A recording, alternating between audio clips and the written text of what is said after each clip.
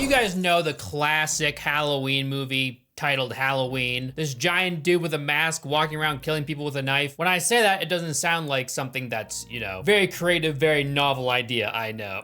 But back then, it was pretty spooky, dude.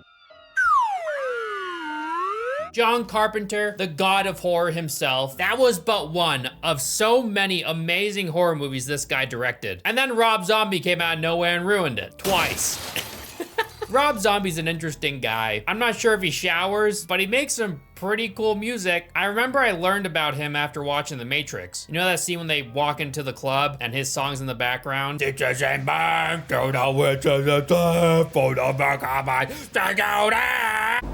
Whoa.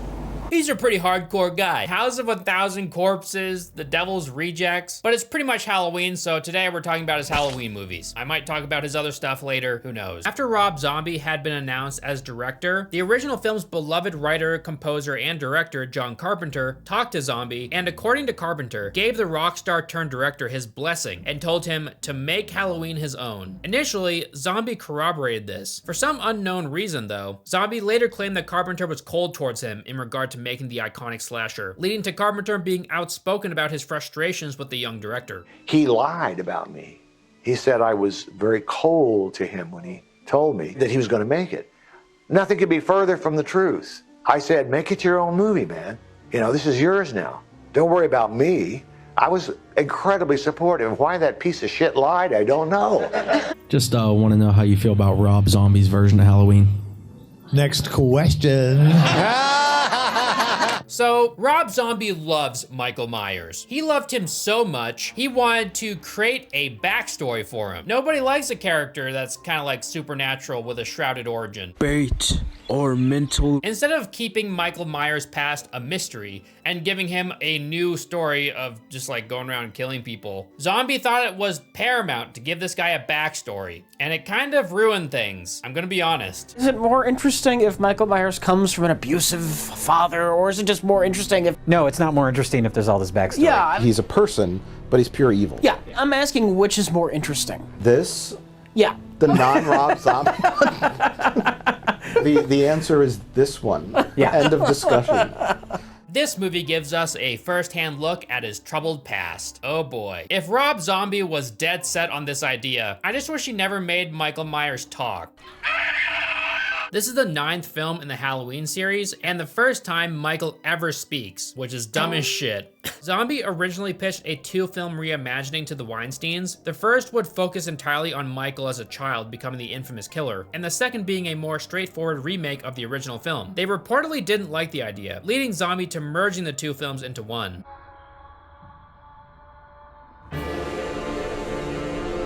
The first movie was released in 2007. At the start of the movie, we're immediately introduced to Mike Myers' extremely cursed family. He has this redneck stepdad who has like 0 redeemable qualities.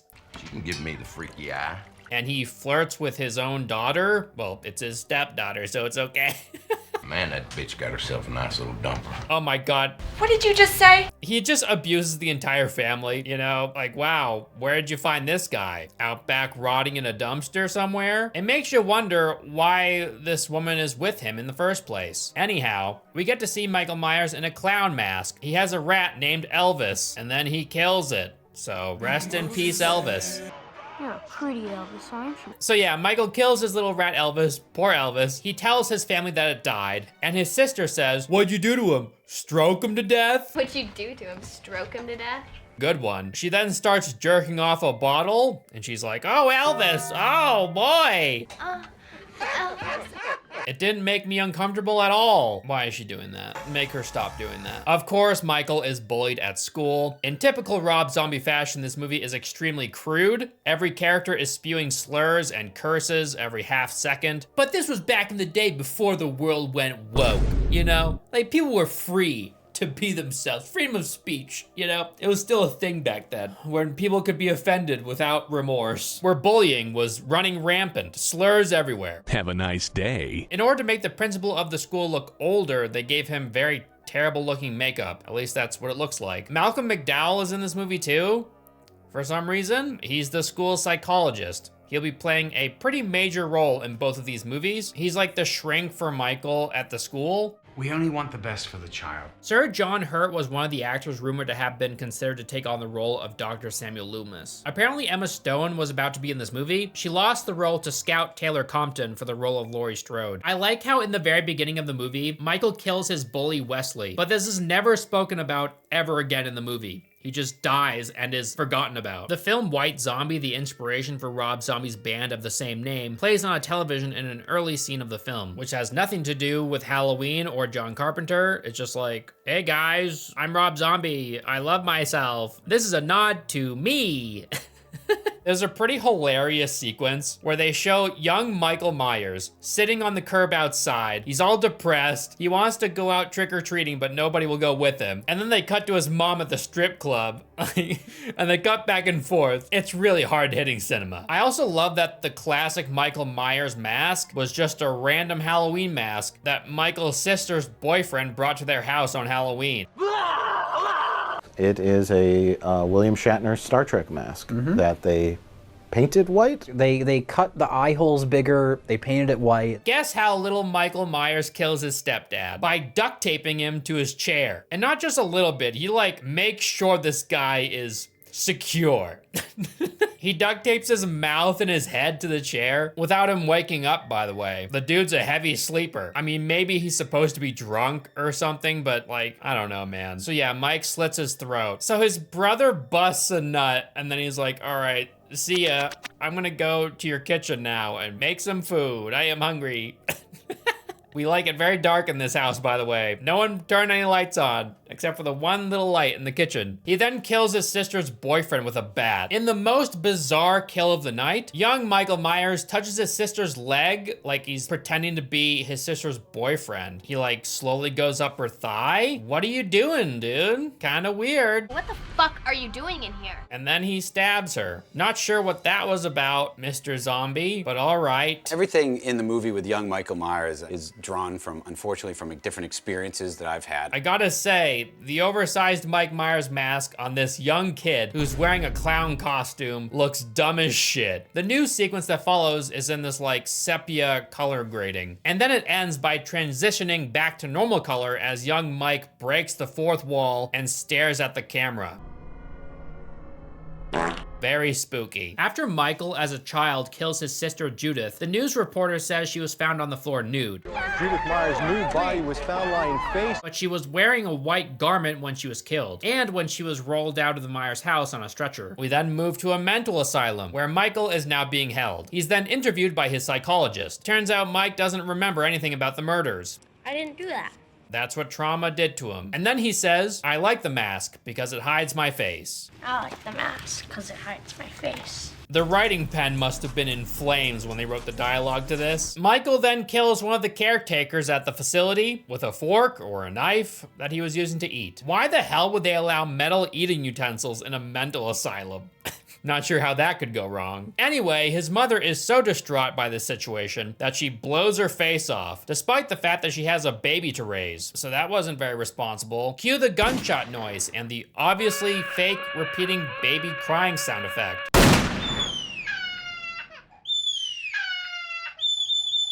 We get a time skip, and Mike Myers is still in the asylum, except now he's this 9-foot-tall mask designer. He's big into fashion, guys. He's like the happy mask salesman from Majora's Mask. Then Mike's psychologist turns him into a TED Talk. Kind of weird. He puts his giant young school shooter face on a projector. It's not corny at all. The film jumps ahead 15 years after Deborah Myers commits suicide, yet only a couple days at most after the time jump. Loomis and Brackett say that it's been 17 years since her suicide. I gotta say, Michael Myers is pretty strong. Everyone knows this, but I didn't know he was this strong. Dude just like pulls his chains apart like they're made of paper mache. He just breaks them off. I gotta say, the mask he chose to wear on the day he decides to escape this place looks like shit. It's also really weird that they allow him to make like 1,000 masks. They just like bring him all these art supplies and they're like, go to town, Mike.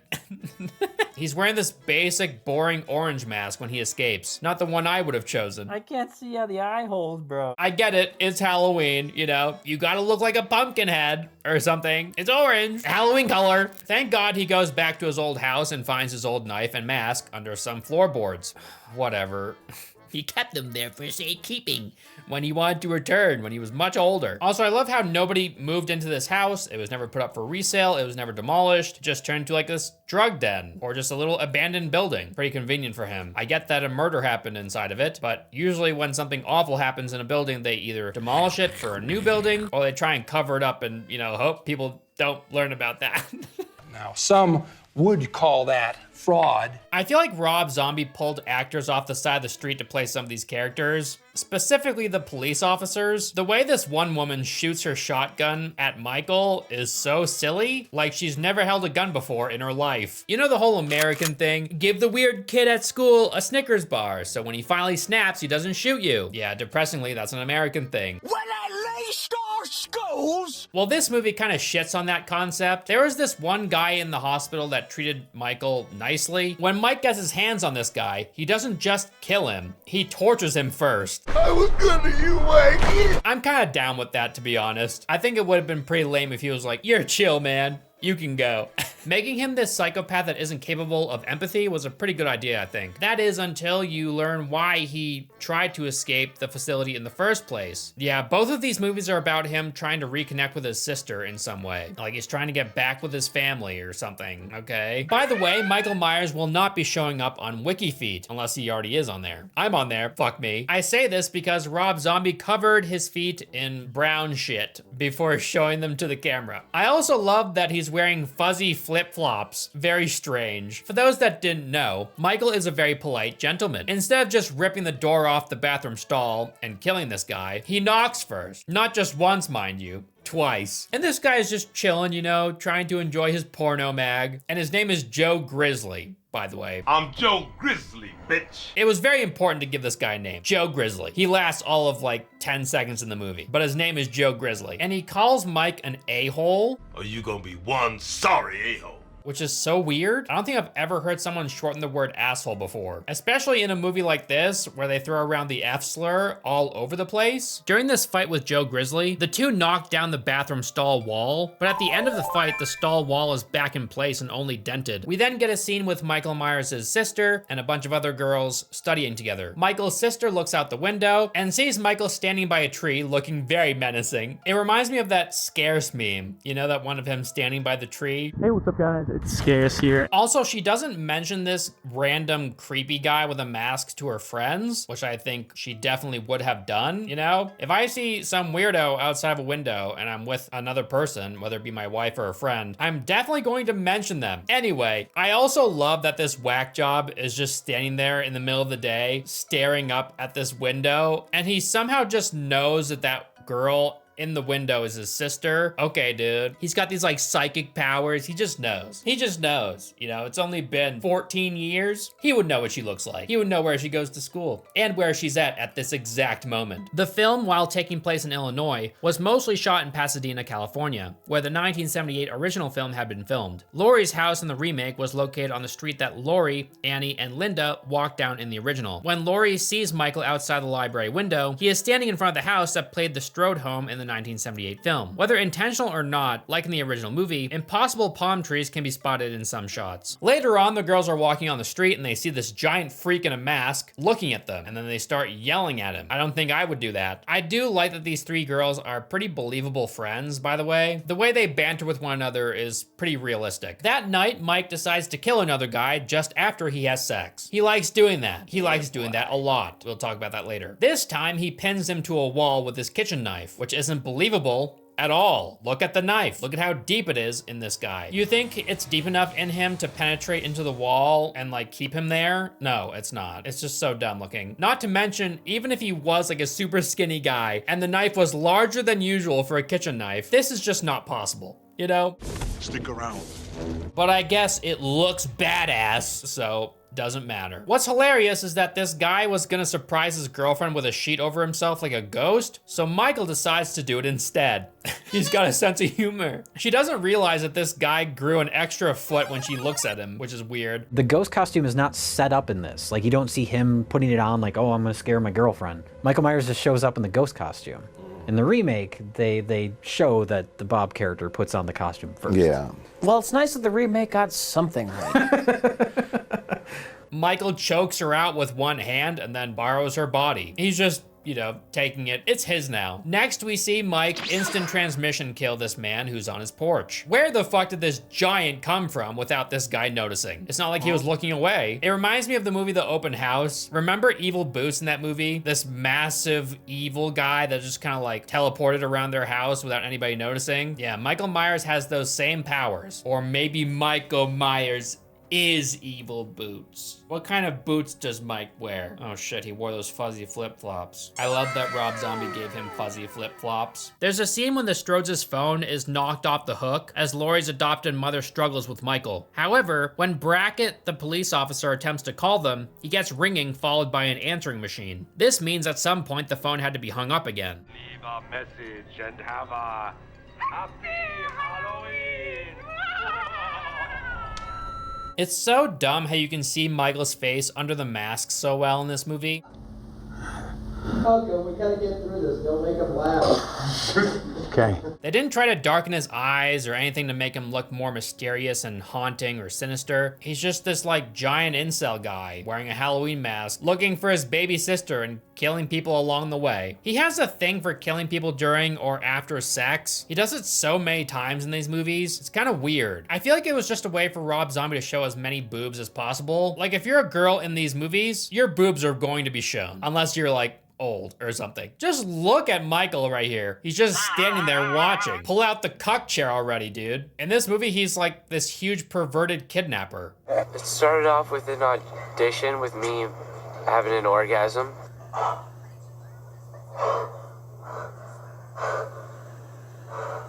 don't think the orgasm was good enough, so they kind of threw me in for Paul. After Laurie and Lindsay discover the injured Annie, Laurie tells her friend to run home and call the police. Run home! Go call the police! Go! But they're already in Lindsay's home during this scene. Laurie calls the police and gives them Lindsay's address. 1987 with District Drive. Yet the police first arrive at Tommy's house, where Laurie and the children are hiding from the pursuing Michael. Tommy's house is across the street and several houses down from Lindsay's. Sheriff Brackett and Loomis respond to the call and correctly arrive at Lindsay's house. So why didn't the first set of police?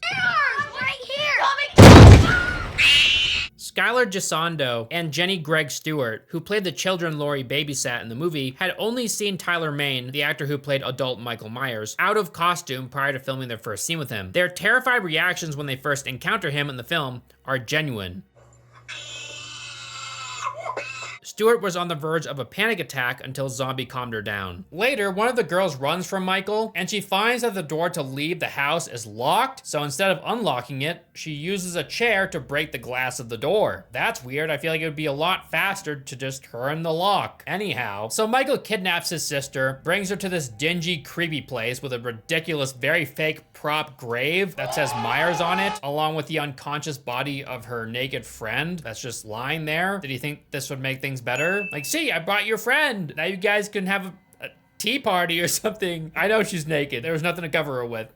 You have company now, see? Everything's chill. We can be a happy family. There's also a jack-o'-lantern in this room because Michael likes to decorate. He then shows his sister a picture of them when they were younger, and he's like, hey, look at this. This is us when we were much younger. Can't you tell? I forgot how to talk. It's not like he couldn't ever speak or something. Shut up. This is why I think making him mute when he was younger would be much better. Instead, they're like, oh, he can talk when he was younger, but, you know, all the trauma and stuff made him mute over time. Apparently, adult Myers was originally going to say his first ever spoken word in this film in the climax, when he's trying to break through to his baby sister, Laurie. He was going to say one word, baby Laurie's nickname mentioned in the first half of the film, which is Boo. Zombie felt Michael giving her the photograph of them as children got across the same idea, and saved adult Michael's first word for the director's cut of Halloween 2. So because he can't communicate, she's kind of confused by him. So then she stabs him and then tries to escape. His old psychologist returns and shoots Michael dead in a pool. Just kidding, he's alive, but you guys already knew that. Michael Myers doesn't really die. He gives this old man the Viper treatment from Game of Thrones. I can just imagine him walking around like, hey sis, it's me, your brother, surprise, please love me, I killed all your friends. These movies make a mockery out of Michael Myers. It kind of sucks. In the original classic, Michael Myers was an unstoppable force of nature. He was a terrifying, indestructible symbol of evil, more than a living, breathing character that could be killed. This movie tries everything in his power to change that, and in doing so made him 1,000 times less interesting or terrifying. I don't care to watch Michael Myers destroy a house for 10 minutes trying to get to his sister that he wants to kill but doesn't want to kill. They end up outside the house together, and then she shoots him in the face, killing him, quote unquote. Her screams are pretty decent though. And that's the end of the movie. At the very end, when Laurie is about to shoot Michael in the face, she lands on the multiple empty chambers of the gun before successfully firing. But Loomis had already fired the gun, positioning the cylinder so that she should have automatically landed on a loaded round. The only exception to this would be if the cylinder had at some point been manually spun, but this never happens. The production underwent reshoots. We're out of money. This completely changed the sanitarium escape sequence as well as the ending. The ending shown in the test screenings involved Michael releasing Laurie, attacking Loomis, and then being shot down by the police officers. Michael's extended hunt of Laurie in the Myers house, ending with them falling off the balcony and Laurie shooting Michael in the face, the ending featured in both primary cuts, was added in reshoots. The original ending was made available as a bonus feature in some home releases. Zombie explained that the film cuts to black near the end when Michael and Laurie fall off the Myers house balcony because the stunt woman involved was seriously injured filming the scene. There are two versions of this movie, the theatrical cut and the director's cut. This is typical for films. Aside from some extended scenes and additional nudity and profanity, there are some major differences. Most drastically, adult Michael's escape from the sanitarium is completely different. In the theatrical cut, he's being escorted by several guards and he uses brute strength to break his chains and kill the guards. In the director's cut, an orderly and his friend or cousin attempt to rape a female inmate in Michael's room. He then seizes the opportunity to kill them and escape. It's extremely vulgar and completely unnecessary. This iteration of Michael Myers, unlike the previous one, does not drive. This was intentionally omitted, as Zombie found it unbelievable that an adult who had spent his entire life imprisoned since childhood would know how to drive. Which leads you to ask, if that was unbelievable, then why do you keep so many other things that aren't believable in the movie? In October 2012, 17-year-old Texan Jacob Evans, believed to be inspired by Zombie's Halloween. He killed his mother and his sister. In his written confession, he said he watched the film 3 times during the week of the murders, and that he threw out his DVD copy to avoid having people think he was influenced by the movie. A couple of years later, in 2009, we get Halloween 2, also directed by Rob Zombie. Zombie was outspoken about his aversion to helming a sequel. Many believed he decided to have Laurie shoot Michael directly in the face in the first installment to bring finality to the remake saga and prevent a sequel from being made. But the first film was successful, so a sequel seemed inevitable. Exhausted by the first remake's difficult shoot, Zombie had no intention of being involved. The studio decided to continue the series without him, and offered the job to the French directors Alexandre Bustillo and Julien Maury. While they were excited to continue what Zombie had started, they were fired when Zombie decided to return to the series, missing his friend-filled cast and feeling that he didn't want anyone else to ruin his vision. It also helped that producer Malik Akkad gave Zombie permission to do whatever he wanted with the sequel, so all this dumb shit is on his shoulders. He needed no help. Unfortunately for Zombie and his cast, making the sequel was a much worse experience than the first. Zombie had gone on record multiple times stating how miserable making the sequel was. He had to deal with the Weinsteins' constant interference, making for a much more troubled shoot than the first film. They would often show him scenes from the first film that he was already very familiar with, as he of course directed it, so that he had produced something more in line with that, for what the Weinsteins wanted the film to be. There was constant documentation behind the scenes with the goal of creating a detailed documentary of the filmmaking process, but it was never released and probably never will be. Strangely, this movie looks a lot older than the first movie. I'm not sure why. It just looks shittier. Was it just the version they put on Amazon or what? It's a lot grainier looking. It almost looks like it was released in the 90s. They use a different kid for young Mike Myers, which is a shame because I think the kid from the first movie looked a lot spookier. Dave Fairsh, who portrayed young Michael Myers in the previous film, was brought back to reprise his role, and he even started filming scenes. However, Fairsh Marsh had grown significantly in the 2 years that had passed between films and no longer looked the same age. It starts immediately where the last one left off. They show us Laurie walking the street covered in blood with the gun she used to kill Michael Myers. She's apprehended and then brought to the hospital. Remember the creepy sexual harasser character from the Doom movie? Well, he's in this movie too, and he plays a very similar character, except in this one, he's a necrophiliac. Yeah, you still look fresh. I feel like this guy just gets typecasted as like the creepy guy. Not that his coworker is any better. He's in a car with his coworker and they're transporting Michael somewhere. They get in a car accident by hitting a cow. Driving in my car. And the way this creepy guy reacts afterwards is so weird.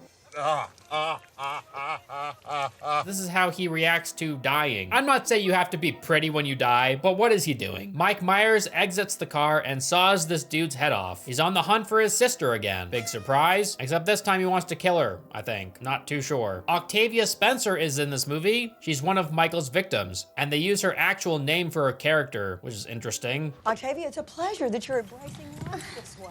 She's in the movie for all of 30 seconds, by the way. One of her 2 lines is a joke about eating a dog for Thanksgiving. You are gonna have to cook that dog. For Michael to kill people in these movies, they have to do one of 2 things. They either have to have been having sex or have had sex very recently, or they have to say something that makes them kind of gross, you know? Like they have to kind of deserve death. If it's not one of those 2 things, then, well, he did kill that caretaker guy from the first movie who was really nice to him. So I guess there's that. And he killed his bully. There are some exceptions, but for the most part, that feels like his Dexter's code, you know? It's so weird how dead set he is on killing his sister. In the first movie, he did everything in his power to introduce himself to his sister, and it didn't go as planned, so now she's gotta die. And how is Michael alive? He was shot in the head. You know, like, I saw him in the first movie as a little guy. You know, just a little guy, like a little boy. And I saw him grow up into an adult. A big, scary man. Doesn't make him any less human, so I'm not sure how he could survive that, or, you know, this and this and this and all these other gunshots and stab wounds. And I like to imagine that Michael in this movie still wants to find his sister and convince her that it was all a misunderstanding and they can be a happy family again. Just trust me, bro. They pull one of those, it was all a dream type things in this movie. With Laurie, she wakes up in a room that's decorated like a bathroom stall in a punk rock venue. She was adopted by Sheriff Brackett from the first movie. Whenever I see this actor, Brad Dourif, I always think of Wormtongue from Lord of the Rings. When I saw him in these movies, I was like, what's Wormtongue doing here?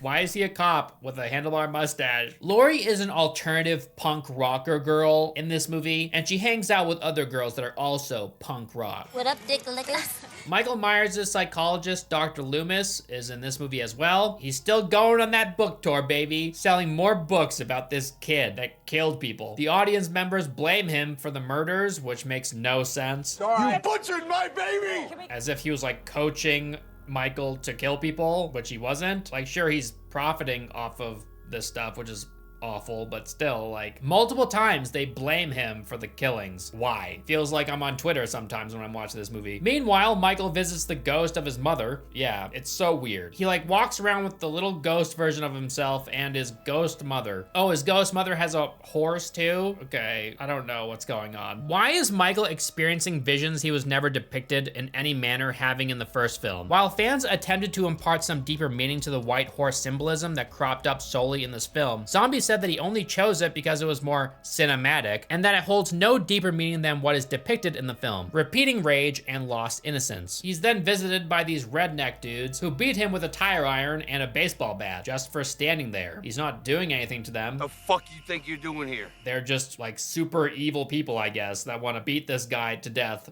for no reason. They're very normal folks. Oh, Jack!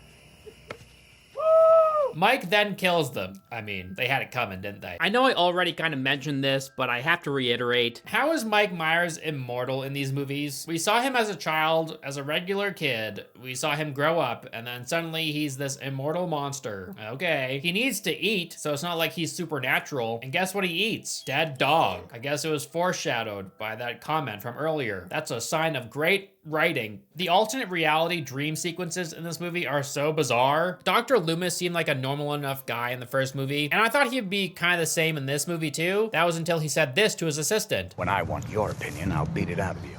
Good God, dude. Jesus. Like, okay. I know the power is getting to him. He's very famous. Everybody loves reading this guy's books. Laurie has these possessed visions of her committing Michael's crimes. It's very strange because she never saw his crimes take place. I know this is the movie like connecting them, right? Like, Oh, they're related, so... obviously she's gonna be messed up like he is and envision herself committing these murders. When at this point in the story, she has no idea that she's even related to this guy. So it's just kind of random and it's just spooky random stuff in there because it's spooky random stuff. They're related, dude. That's why. No. They show Mike Myers' big bearded face and long hair in all its glory. He looks dumb as hell. And yet again, Mike Myers interrupts two people who are about to bang and he starts to kill them. It's like a rule in Rob Zombie movies that if he's gonna kill a woman, they gotta be naked because they are practically every time. At a book signing, Dr. Loomis is visited by two people. The first being a huge fan of serial killers and the second blames him for the death of his daughter. You butchered my baby! I know I already said this, but why, dude? Why are they blaming him for the deaths? Like, oh, he's a really shitty psychologist. If he was better at what he did, then Michael wouldn't have turned out the way he did. That's a very dumb thing to think. When signing the book for Chet the Bringer of Death, yes, this weirdo's name is Chet the Bringer of Death. Chet the Bringer of Death. Dr. Loomis uses a black pen. After signing the book, the pen briefly changes to a red pen before alternating back to the black pen for the remainder of the scene. It's a haunted pen. I'm telling you guys, this movie is very supernatural in creative ways that you could never comprehend. Michael Myers doesn't wear his mask through half of this movie. Isn't he supposed to be wearing a mask? And wasn't that his thing? Like he had to hide behind a mask all the time. I guess that doesn't matter to him anymore. Later in the movie, Michael yet again kills two people who are about to have sex. What is it with this guy? He's the world's most effective cockblock. He can smell when two people are about to bang, and he seeks them out like a heat-seeking missile. Ain't nobody having sex when this guy's around. This movie doesn't really seem like it knows what it wants to do, and it doesn't justify its existence in the slightest. It's extremely meandering and random. Michael Myers seemingly teleports around to wherever the movie wants him to be at that moment. The speed at which Michael Myers travels around and kills people is so erratic and unbelievable. Like he'll transport from one location to the next in an instant. And then it'll take him 20 minutes to kill one girl and go from one room to the next, just so the movie can sit around and let the girl cry about her friend's death for a while. The ghost version of his younger self and his mother popping up all over the place does nothing for the movie. It just makes it weird and confusing. Michael seemingly spared Annie in the first movie only to return and kill her in this one. The entire plot of this movie is crazy huge guy on a mission to kill his sister who killed him, but he's not dead. The poor actress that plays Laurie, she had to scream so much in this movie. Her vocal cords must have been shredded. It's funny how Michael's older sister just like doesn't exist anymore just because she was a slut or something. Only his mother and the younger version of him are ghosts because he loves his mother and he loves himself as a kid. For some unbeknownst reason, Laurie can see these ghosts as well, maybe because she's related to them. Even if Laurie had seen a picture of her birth mother, she never looked that way in reality, only in Michael's visions, and only in this film. It's not a shared delusion as those happen between people who are close to one another, and whose delusions stem from a shared experience. The only explanation is that they have some sort of psychic link, which is further evidenced by Laurie's fantasies of killing Annie in the same exact manner child Michael killed his stepfather in the first film, including wearing the same clown mask. Some interpret the imagery as being literal ghosts, but there's nothing in the context of the film aside from perhaps the imagery itself that suggests that. Why would she see younger Michael when older Michael is standing right there? And the ghosts can like hold her back, but then it's revealed later that they're not actually holding her and that's all in her mind. The ghosts exist in both Michael and Laurie's mind, simultaneously doing the same things at the exact same time. Also, Laurie becomes nauseated at the same time Michael eats a dog miles away, but they have a psychic link that retroactively contradicts Zombie's intention to make his first Halloween as grounded and natural as possible. You know, it really would have helped if Zombie explained some of this shit so it was even remotely interpretable. And Dr. Loomis is a very smart man. At the end of the movie, he rushes ahead of the police that surround a cabin that Michael and Laurie are in because he's convinced that he can go in there and fix things. And by doing so, this will like fix his reputation or something. Like it's his life's mission to help Michael and his little sister when he didn't give a fuck about his little sister until, you know, all this shit happened. So yeah, it wasn't the best idea to rush into this cabin where this massive serial killer is located because he dies. But before dying, he's like, Laurie, it's all in your mind because I know what's happening to you right now. Laurie stabs Michael with his knife over and over after he was shot several times. Surely this time he's dead, right? I mean, after taking a bullet to the head, what could possibly kill him, you know? Did he even take a bullet to the head or did she miss? Like... She tells Brackett that she killed her brother when he finds her walking the street. So clearly she must have saw him get shot right in front of her, right? She did it herself? She wouldn't have said this to him if she didn't actually do it, right? So yeah, Michael Myers in this movie is just Wolverine, I guess. For some odd reason, she leaves the cabin wearing Michael Myers' mask when she's surrounded by police, so not the best idea. I know that she's like 5 feet shorter than him, so... And she's been through a lot of emotional damage, but come on now. So yeah, I guess she's the new Mike Myers. How epic. That makes sense. Except it doesn't at all. Michael was the way he was because of an extremely abusive upbringing, at least according to Rob Zombie. But sure, nothing needs to make sense. It's all just spooky bullshit. That's all that matters. And naked women. Spooky bullshit and naked women and, I don't know, big dude walking around killing people who just want to have sex. Like...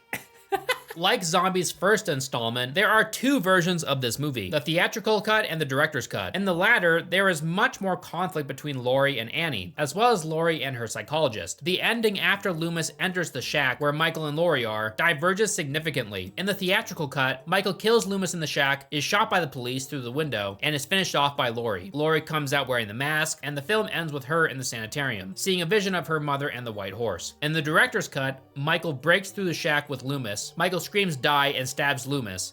Die! And then he's shot to death. Laurie comes out not wearing the mask. She grabs Michael's knife and goes towards Loomis, who seems to already be dead. She is shot down by the police, and the movie ends with her in the sanitarium, seeing the same vision as in the theatrical cut. Production for the sequel was moved from California to Georgia, leading to the crew having to deal with unpredictable weather, and frequently forcing Zombie to make script changes, as shooting that was intended to take place outdoors had to be moved inside. One notable scene affected by the weather was the outdoor part of the opening hospital dream chase sequence, where Laurie is fleeing from Michael into the rain-soaked parking lot and finding temporary safety in Buddy's security booth. Rain was never intended to be a part of the sequence, they just had to work with it. Loomis's line in this movie, "Let's get things nice and sparkling clear," Let me make things nice and sparkling clear, is lifted directly from Loomis actor Malcolm McDowell's perhaps most well-known film, A Clockwork Orange. Let's get things nice and sparkling clear. Apparently Laurie didn't even survive, but you would never know this unless you talked to Rob Zombie about it. The director's cut ending where all three characters die was the original scripted ending. While the final scene where Laurie is seen in the white sanitarium is often misunderstood as Laurie surviving, Zombie has clarified that it's meant to be Laurie's final thoughts before death. He was forced to write and shoot a different ending where Laurie clearly lives due to the producer's plans to continue the series. The film ended up being panned by most critics and audiences and underperformed at the box office, finally bringing an end to Zombie's take on Halloween. A popular fan theory is that Michael indeed died in the first film, and via the trauma that Laurie endured and her genetic disposition to mental illness, developed something along the lines of dissociative identity disorder. The theory is that, with Michael having been dead the whole time, Laurie hallucinated his existence and actually carried out the murders herself. It's an interesting theory, but I don't think she could have done all that herself, just based on her size and physical capabilities alone. So yeah, that's Rob Zombie's Halloween movies. They're pretty great.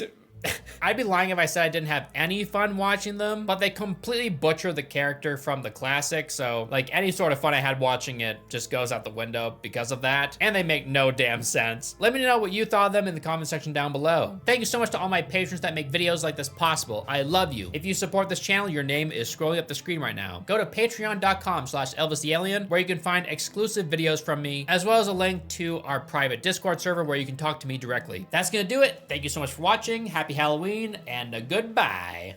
I also want to mention that you can watch my videos on Spotify. The QR code on screen will bring you directly to my page. Thanks for the support.